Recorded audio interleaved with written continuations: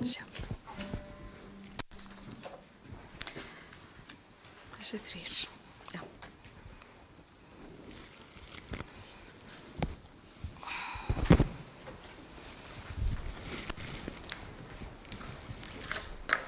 Komið þið sæl.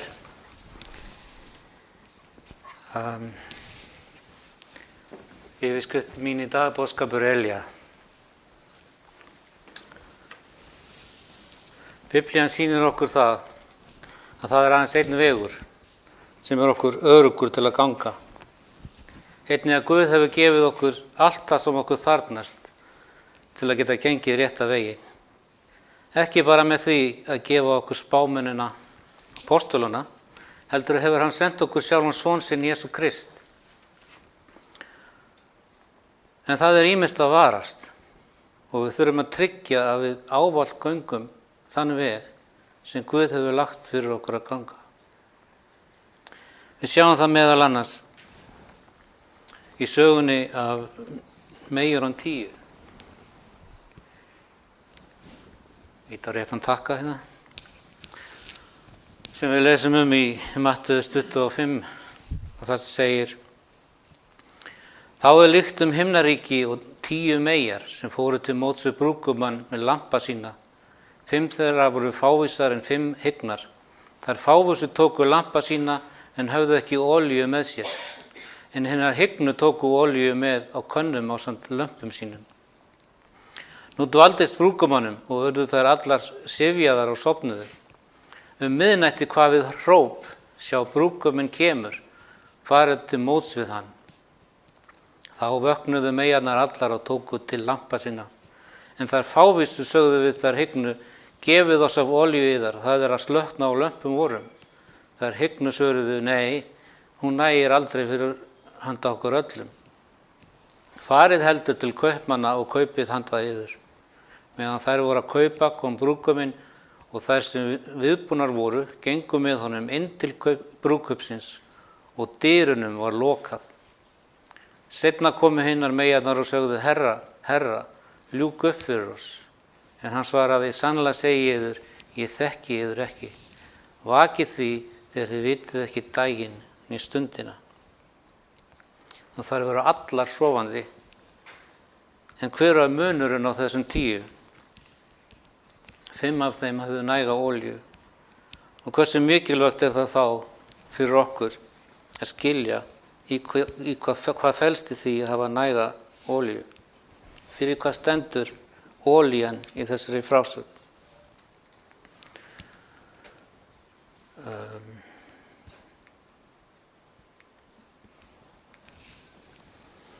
Í Lúkas 4. kafla 18 og 19 stendur: Andi Drottins er yfir mér, því að hann hefur smurt mig. Hann hefur sent mig til að flytja fátækum gleðilegan boðskap, boða bandingjum lausn og blindum sýn, láta þjáðalausa og kunngjöra náðarar Drottins. Hér sjáum við að andi Drottins er yfir Jesú. Hvers vegna? Vegna þess að hann hefur smurt hann. Þannig getum við séð að olía táknar heilagan anda. Og hvernig öðlustu við þá þessa smurningu heilags anda? Hvernig getum við einnig verið smurðið af anda Guðs? Við sjáum það af sögunni af meyjunum 10 að aðeins 5 af þeim hefðu næga olíu og við sjáum afleiðingarnar af því að hafa ekki næga olíu. Dyrunum var lokið á þær sem ekki höfðu næga olíu. Hversu dapurlegt það að fá ekki að ganga inn í ríki Guðs vegna skorts á olíu. Dyrunum var lokað og þar fengu eigi að ganga inn. Förum saman hér í 1. Mósebók 4. kafla, fyrstu 7 versin. Þar segir: maður kenndi konu sinnar Evu og hún var þunguð og fæddi Kain og mælti: sveinbarn hef ég eignast með hjálp drottins. Og hún fæddi í annað sinn bróður hans Abel. Abel var hjarmaður en Kain jarðyrkjumaður. Og framliðu stundir færði Kain drottni fórn á ávexti jarðarinnar, en Abel færði einnig fórn af frumburði hjarðar sinnar og á feiti þeirra. Og drottin leit með velþóknun til Abels og fórnar hans, en til Kains og fórnar hans leit hann ekki með velþóknun. Og þá reiddist Kain ákaflega og var niðurlútur. Og þá mælti drottin til Kains: hví reiðist þú og hví ert þú niðurlútur? Er því ekki þannig farið? Ef þú gjörir rétt, þá getur þú verið upplitsdjarfur, en ef þú gjörir ekki rétt, þá liggur syndin við dyrnar og hefur hug á þér, en þú átt að drottna yfir henni. Hvernig vissu þeir að Guð leit með velþóknun á fórn Abels en ekki Kains? Það ekkert í textanum sem segir okkur hvernig Guð gaf það til kynna. Vissulega hafa þeir bræður fengið fræðslu frá foreldrum sínum varðandi þetta. En við höfum frásagnina af Elía og hvernig Guð lagði blessun sína yfir fórn hans. Er ástæða að ætla að það hafi verið eitthvað öðruvísi hvernig Guð lagði blessun sína yfir fórn Abels. Við lesum hér í fyrri konungabók 18. kafla 23 og 4. Fáið oss nú 2 naut, skulu balsbámenn velja sér annan naut og hluta það sundur og leggja á viðinn, og leggja eigi eld að. Og ég mun fórna hinu nautinu og leggja á viðinn, en leggja eigi eld að. Ákalli síðan nafn yðar Guðs, en ég mun ákalla nafn drottins. Sá Guð sem svarar með eldi er hinn sanni Guð, og þá svaraði allur lýðurinn og sagði: þetta er vel mælt.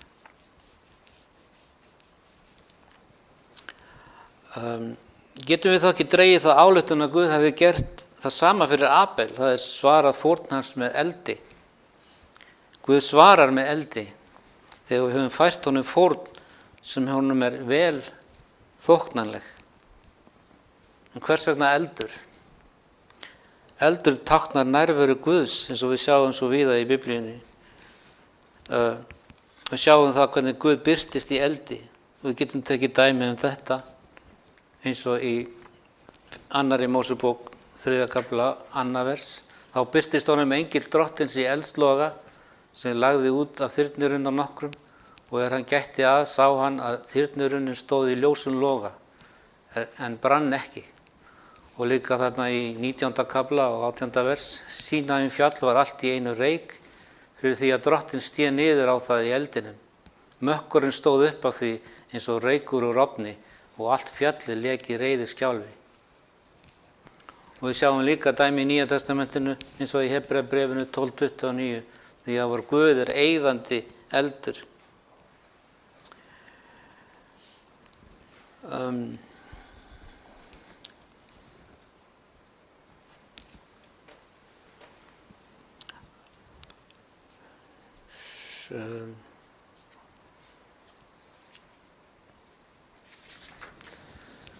Af þessi getum við séð að við þurfum að færa Guði fórn sem honum er vel þóknanleg. Aðeins þegar við höfum fært þóknanlega fórn er anda Guðs úttælt. Sjáum hvað segir hér í Rómverjabréfinu 12, fyrstu 2 versin. Því brýni ég yður bræður að þér vegna miskunnar Guðs bjóði fram sjálfa yður að lifandi heilari Guði þóknanlegri fórn. Það er sönn og rétt Guðs dýrkun af yðar hendi. Hegðið yður eigi eftir öld þessari, heldur takið háttaskipti með endurnýjun hugarfarsins, svo að þið fáið að reyna hversi vilji Guðs er góða, fagra og fullkomna. Hér leggur Páll áherslu á það að við þurfum að færa Guði vel þóknanlega fórn. Við þurfum úthellingu heilags anda, en til þess að það getið á sér stað þurfum við að vera tilbúin að fórna öllu því sem stendur í veginum fyrir því að Guð geti veitt okkur hann. Það mikilvægur boðskapur í sögun af Elía sem á erindi til okkar allra. Við viljum vera tilbúin þegar Kristur kemur. Þökk sé Guði að hann hefur gefið okkur lausn í þeim skilaboðum sem hann hefur gefið okkur fyrir orð spámanna ritningarinnar og ekki síst fyrir Jesú Krist. En Ísrael var eitt sinn í slæmum málum, einu sinni eins og svo oft, og Guð sendi sérstakann boðskap fyrir spámannin sinni Elía til að koma í veg fyrir að þeir rati þennan ranga veg. Guð hafði varveitt Ísrael því að hann hafði sérstaka köllun fyrir þjóðina. Hann hafði kallað þjóðina til að færa heiminum Messías og til að gefa heiminum boðskapinn sannleikann. En Ísrael hafði rataði mikið fráhvarf frá Guði. Og við lesum hér í Jeremía 6:16.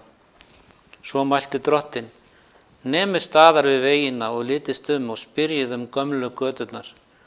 Hver sé hamingju leiðin? Og farið hana, svo að þið finnið sálum yðar hvíld. En slæmu fréttirnar eru að þeir svöruðu í lokin á þessu versi: Við viljum ekki fara hana. Eina örugga leiðin fyrir okkur að ganga algjörlega þann veg sem Guð hefur sýnt okkur og Guð hefur gefið okkur sérstakan boðskap fyrir lok tímana til að undirbúa okkur fyrir þær áskoranir sem munu óumflýjanlega koma rétt fyrir endurkomu hans og til að gera brúði hans klára til að taka við honum. Skoðum það sem segir hér í Malaki 4:5. Sjá, ég sendi yður Elía spámann, áður en hinn mikli ógurlegi dagur Drottins kemur. Nú ef að þeir gefist kostur á að spyrja Ísraelsmenn að því hvort að Elía veri lausnin eða orsök vandamála þeirra í Ísrael, þá er engin vafi á því að þú fengir að heyra frá þeim að hann væri orsökin að öllum þeirra vandamálum. Og vanalega er það einmitt þannig með þau skilaboð sem Guð hefur gefið fyrir spámennina. Því að það er eins og við lesum hér í Rómverjabréfinu 8:7. Hyggja holdsins fjandskapur gegn Guði, með því að hann lítur ekki lögmáli Guðs, enda getur hún það ekki. Þannig að það er ekki bara það að við gerum ekki vilja Guðs, heldur eins og segir við getum ekki gert vilja Guðs, ekki eigin mætti. Svo ef við ætlum að skilja eða meðtaka andleg efni, þá þurfum við að endurfæðast. Svo við þurfum að nálgast orð Guðs með auðmjúkum anda og leita Guðs, að hann megi opinbera okkur það sem hann vill kenna okkur, að við séum reiðubúin að fylgja honum. En snúum okkur aftur hér að Malaki. Ég las áðan 5. vers að Guð vildi senda Elía spámann á síðustu tímum. En í 7. versi segir: Hann mun sætta feður við sonu og sonu við feður, til þess að ég komi ekki og ljósti landi banni. Við lifum í dag á tímum sem á líkja við tíma Elía. Við sjáum það allt í kringum okkur að Guð er að dæma þennan heim. Það er augljóst þegar við skoðum hvernig náttúruhamfarir fara stöðugt fjölgandi og afleiðingar þeirra eru sífellt meiri. Þegar við sjáum hvernig farsótt hefur lagt heimsbyggðina í alls konar erfiðleika og við sjáum hvernig siðferði fer hnignandi. Það er engin þörf á því að ég dragi upp slíka mynd sem er að gerast í heiminum, því að það ætti að vera öllum augljóst að við lifum á loka tímum Guðs. Á dögum Nóa þá var ákveðin synd sem sérstaklega gaf til kynna hversu langt menn hefðu gengið í fráhvarfi frá Guði. Jesús sagði í Mattheus 24:37: Eins og á dögum Nóa, svo mun verða við komu mannssonarins. Og Ellen G. White, hún skrifar í Spiritual Gifts 3. bindi á blaðsíðu 64: Ef það veri ein synd framar öðrum sem kallaði eftir eyðingu mannkynsins með flóði, þá var það sá glæpur sameiningar manna og skepna, svo kallað amalgamation, sem ég er að reyna að þýða hérna úr enskunni. Svo að sem afmyndaði mynd Guðs og var valdur af ruglingi allstaðar, Svo ef það var ein synd sem orsakaði eyðingu alls lífs á jörðu, þá var það þessi sameining manna og skepna. Svo virðist sem menn hafi verið að fikta við erfðaefni manns og það orsakaði það að Guð var að eyða öllu lífi á jörðinni. Og við erum að sjá þetta gerast í heiminum í dag. Við sjáum til dæmis í þessari frétt sem hún er reyndar frá árinu 2005. Og það eru margar nýrri greinar til, en ég ákvað að koma með þessa. Blöndun manna og dýra fyrir vísindin. Dýra-manna blöndun hefur lengi verið efni ævintýra og góðsagna, frá hálfur maður, hálfur hestur til syngjandi hafmeyja.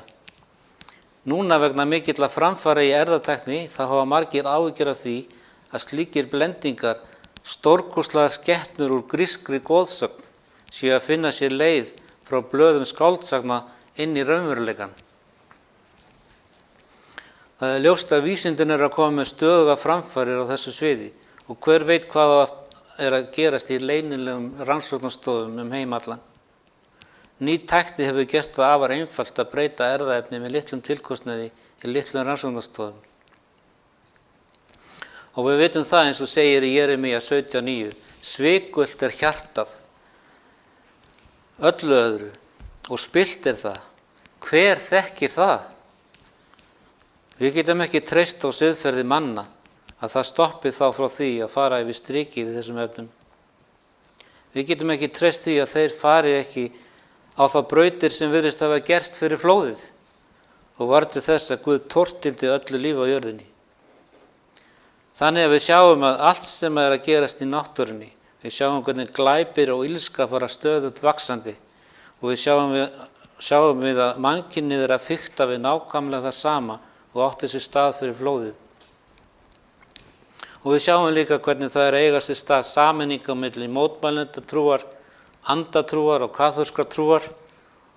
Og það er líka mikill þrýstingur í gangi í heiminum samstarf ríkis og kirkju. Við sjáum það kannski ekki mikið á Íslandi, en það er margt í gangi í heiminum hvað þetta varar, kannski helst í Ameríku.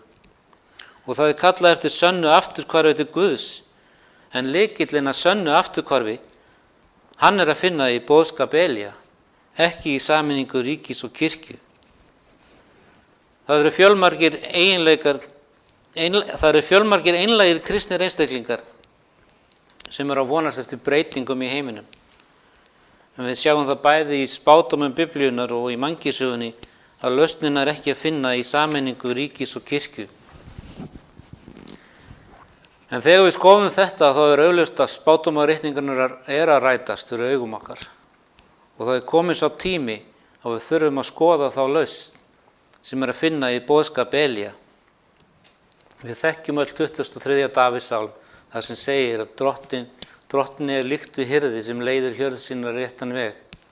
Og það er ekki tími núna fyrir okkur að koma með einhverjar afsakanir varðandi það hvernig við getum ekki farið eftir því sem Guð hefur sagt.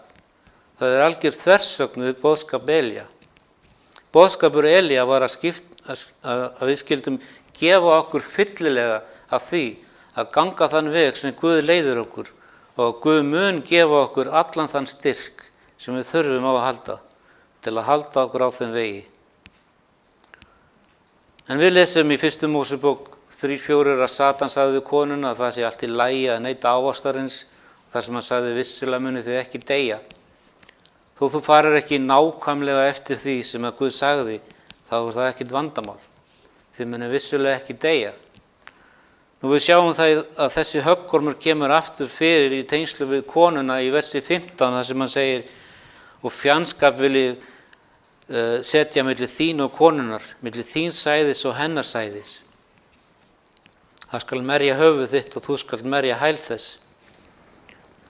Augljóslega þá sjáum við að þetta sæði konunar mun hafa betur og við sjáum að þetta líka aftur í Opinberunarbókinni í 12. kafla þar sem við sjáum konuna annars vegar og drekan í Opinberunarbókinni 12:1 og tákn mikið birtist á himni, kona klædd sólinni og tungli var undir fótum hennar og á höfði hennar var kóróna á 12 stjörnum. Og í 3. versi lesum við að annað tákn birtist á himni, mikill dreki rauður hafði 7 höfuð og 10 horn og á höfðunu 7 ennistjárn. Þarna sjáum við aftur annars vegar konu og hins vegar dreka. Og í næsta kafla, það í 13. kaflanum í Opinberunarbókinni, það segir, og ég sá annað dýr stíga upp af jörðinni og það hafði 2 horn lík lambshornum og þá talaði eins og dreki. Þetta ætti að minna okkur á 1. Mósebók 3. kafla. Það dýr sem talar. Vissulega myndu ekki deyja, var okkur sagt þar.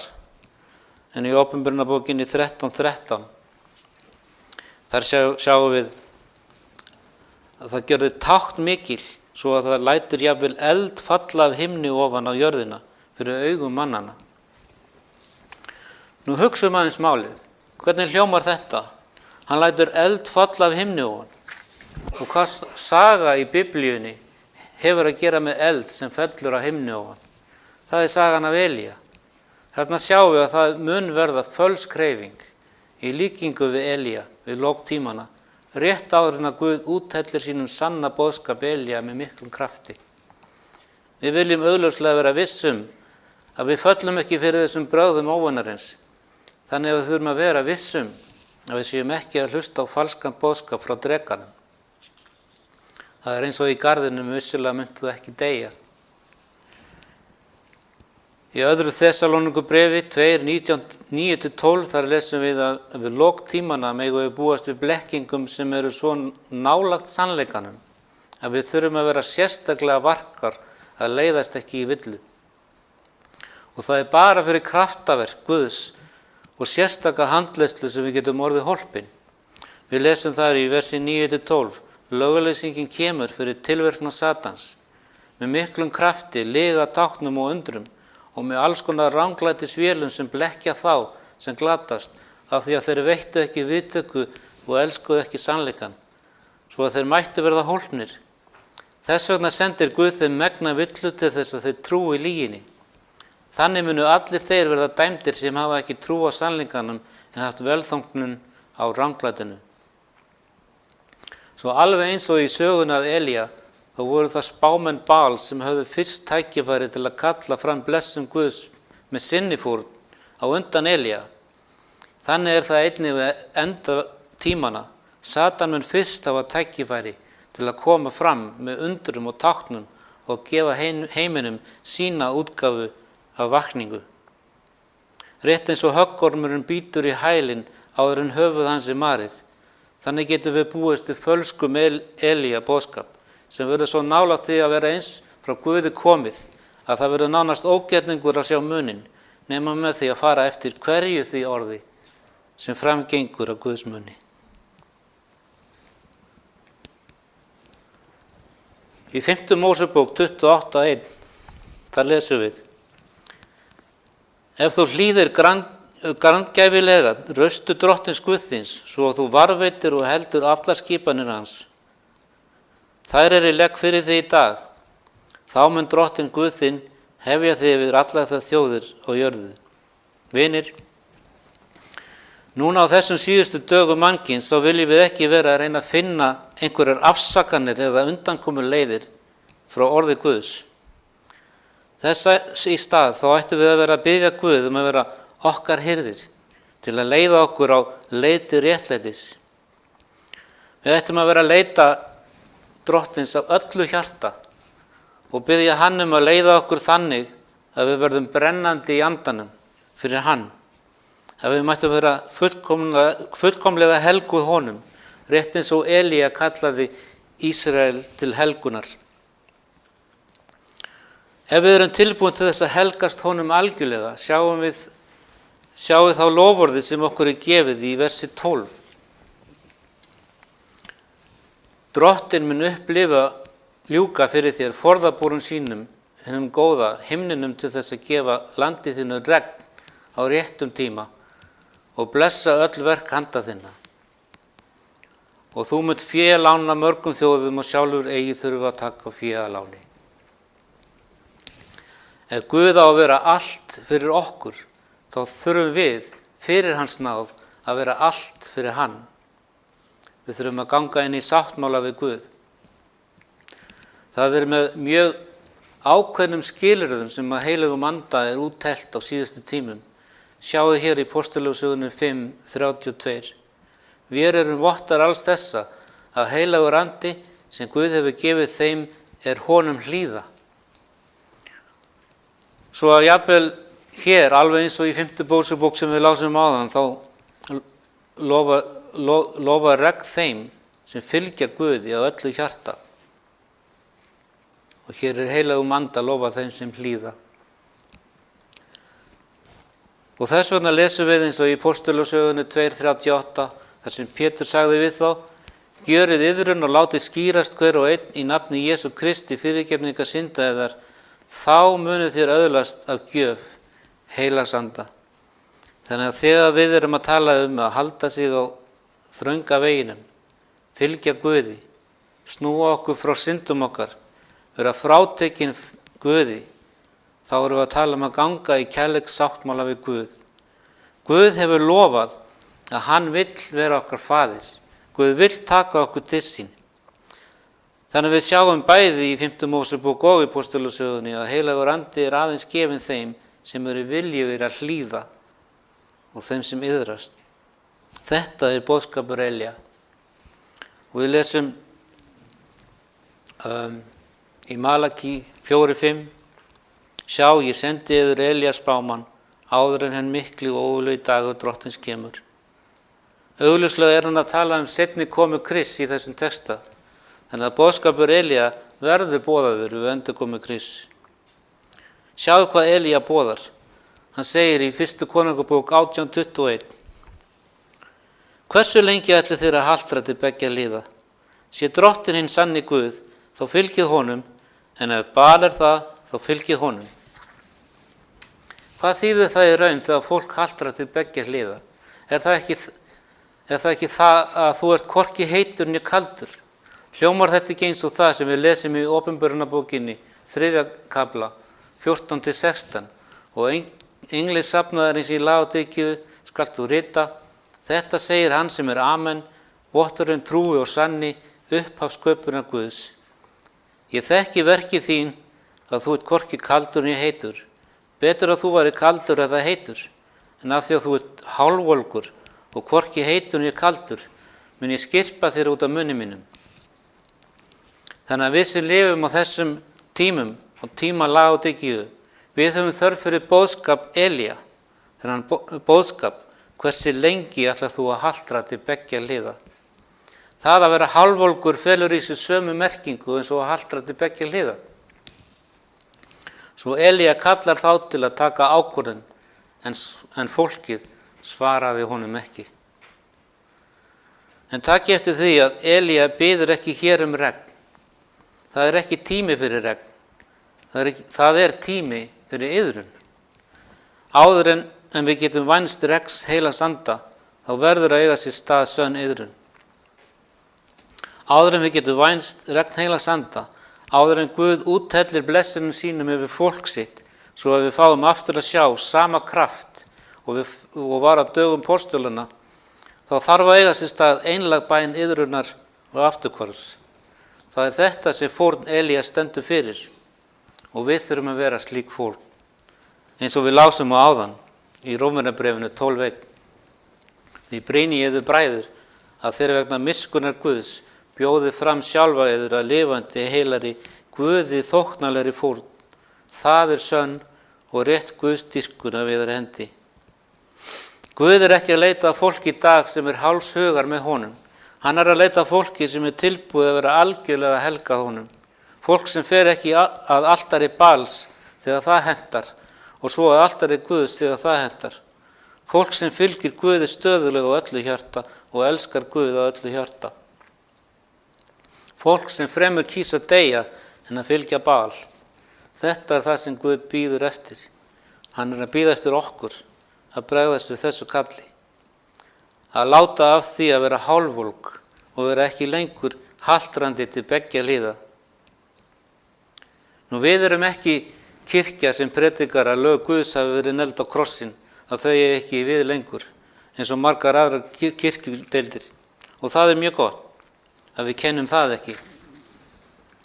En það sem hefur kannski skort að mínu mati er svo trú að Guð er megnugur að koma því til leiðar í okkur sem hann boðar í orði sínu.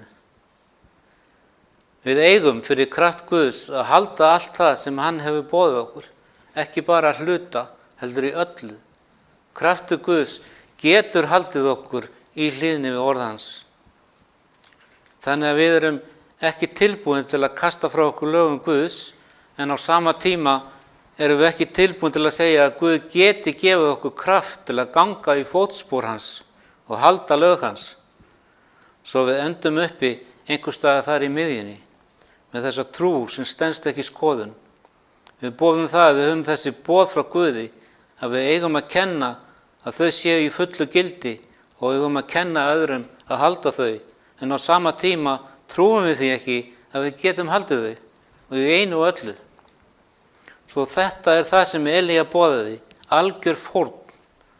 Hlutaðu hana í sundur, segir hann, og leggið á altarið. Ef það er eitthvað í lífi okkar sem samræmist ekki orði Guðs, þá þurfum við að skera það frá. Við þurfum að taka það að lífi sem er að leiða okkur frá Guði. Við þurfum að helgast Guði heilshugar svo að hann geti úthellt anda sínum.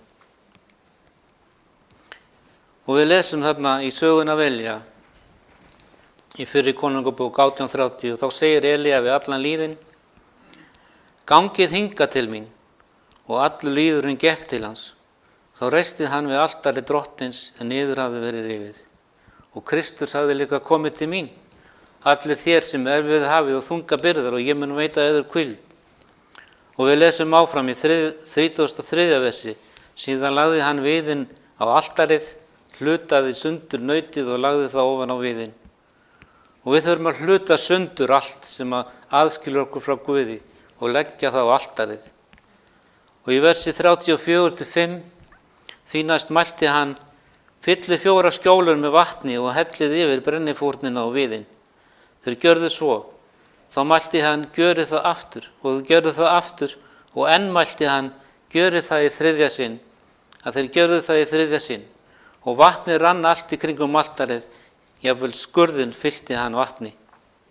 Og eins og Elía gróf fórnina í vatni, þannig þurfum við að grafa gamla mannin. Eins og við sjáum hér í Rómverjabréfinu 6:4. Við erum því dánir og greftraðir með honum í skírninni til þess að lifa nýju lífi, eins og Kristur var uppvakinn frá dauðum fyrir dýrð föðurins. Og í Kólossabréfinu 2:12: Þegar þeir voru greftraðir með Kristi í skírninni voru þeir einnig með honum uppvaktir fyrir trúna og mátt Guðs, þeir vakti hann upp frá dauðum. Eins og Elía gróf fórnina í vatni, þannig er okkur gamli maður grafinn. Það þarf að vera okkar daglega reynsla. En lesum áfram hvernig Elía ákallar drottinn í versi 36. En í þann mund matfórnin skyldi frambera, gekk Elía spámaður fram og mælti: Drottinn, Guð Abrahams, Ísaks og Ísraels, lát í dag kunnugt verða að þú ert Guð í Ísrael og ég þjónn þinn, og ég hef gjört alla þessa hluti í þínu boði. Og þannig ætti það að vera okkar markmið, að sýna heiminum að það er Guð í Ísrael. Hann lifir og hann gefur kraft og hann veitir blessun. Hann fyrirgefur, hann umbreytir og hann frelsar. Þegar við höfum gert þetta, þá getum við vænst þess að drottinn sýni velþóknun sína á þá fórn sem við höfum fært honum.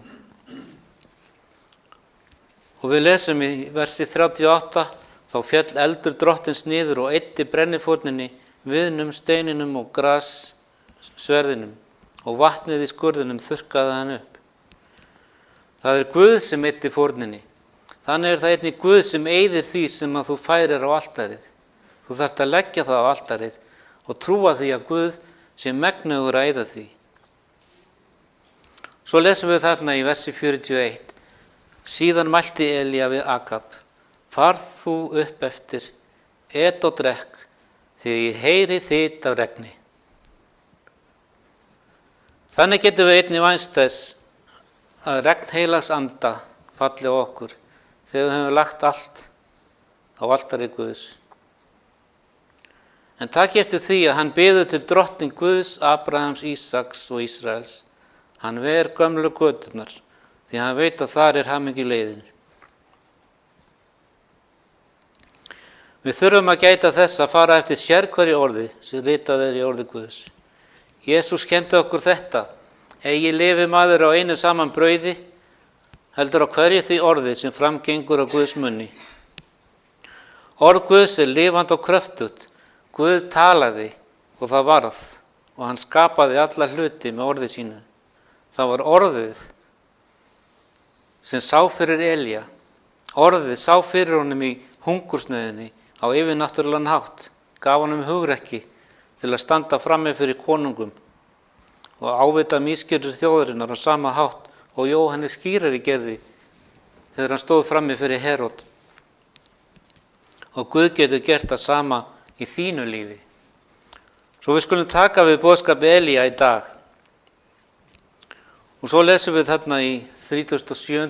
versinu: bænherr mig, drottin, bænherr mig, að líður þessi megi komast að raunum, að þú, drottin, ert hinn sanni Guð og að þú snýrð aftur hjörtum þeirra. Vinir, hjá drottni er hjálpin. Það er hann sem knýr okkur til afturhvarfs. Hann gefur okkur löngun til að snúa til hans. En ef við ölum á synd í hjarta, sem við höldum að Guð kom ekki auga á, Guð forði frá því að við gerum eitthvað svo heimskulegt. Þess í stað þurfum við að trúa að hann ber umhyggju fyrir okkur og hann hefur vald og kraft til að hjálpa okkur, til að sigrast á sérhverri synd. Við þurfum að gera okkur grein fyrir hvílíkan sköpunar kraft Guð býr yfir. Kraft sem hann býr yfir til að efna loforð sín.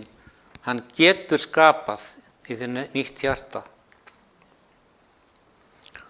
Og við lesum hérna í Esekiel 36, 26 og 7: og ég mun gefa yður nýtt hjarta og leggja yður nýjan anda í brjóst, og ég mun taka steinhjartað úr líkama yðar og gefa yður hjarta af holdi, og ég mun leggja yður anda minn í brjóst og koma því til vegar að þeir hlýðið boðorðum mínum og varveitið setninga mína og breytið eftir þeim. Þetta er boðskapur Elía. Ekki haltra á milli Baal og drottins, ekki reyna að lifa í heiminum og í ríki Guðs. Taktu orð Guðs og láttu það vera leiðsögumann í lífi þínu. Lifðu í krafti orðsins, sérhver dag. Í auðmýkt fórna lífi þínu sem Guð þóknanlegri fórn, svo þú fáir meðtekið af hans heilaga anda. Nýttu þér loforð Guðs, að þau megi vera kraftur í lífi þínu til að þú fáir náð árangri á göngunni með honum. Takk ykkur fyrir, amen.